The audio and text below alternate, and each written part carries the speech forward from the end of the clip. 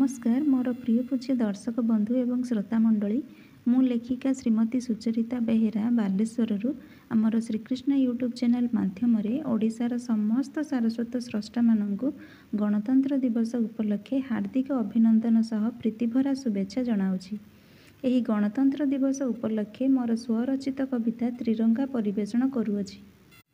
आशा करुछि आपण मानकु निश्चित रूपे भल लागिबो। भल लागिले एहाकु लाइक शेयर एवं सब्सक्राइब करिवे।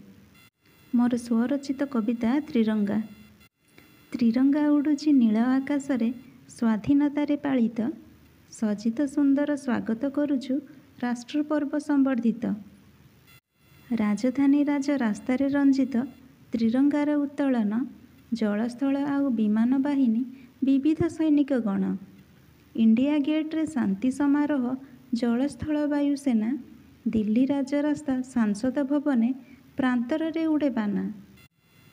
भाषारे अव्यक्त वीर बलिदान प्रमाण देशभक्तिर नेहरू नेताजी गांधी गोपबंधु सभी ही हेले अमर। अखंड भारत जननी मोहर अक्षुण्ण आमर जाति कला और विज्ञान भाषा और संस्कृति सबुठी मैत्री उन्नति। स्वराज गठन परे संविधान सार्वभौमत्वर राष्ट्र जाति धर्म वर्ण भाषा और संस्कृति एकतार दृढ़ सूत्र।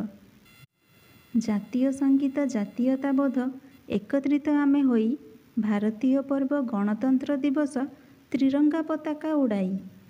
स्थित प्रज्ञ होई संकल्प करिबा गाई एकतार स्वर स्वतंत्र भारत उन्नति पथरे सर्वक्षेत्रे अग्रसर। स्वतंत्र भारत उन्नति पथरे सर्वक्षेत्रे अग्रसर।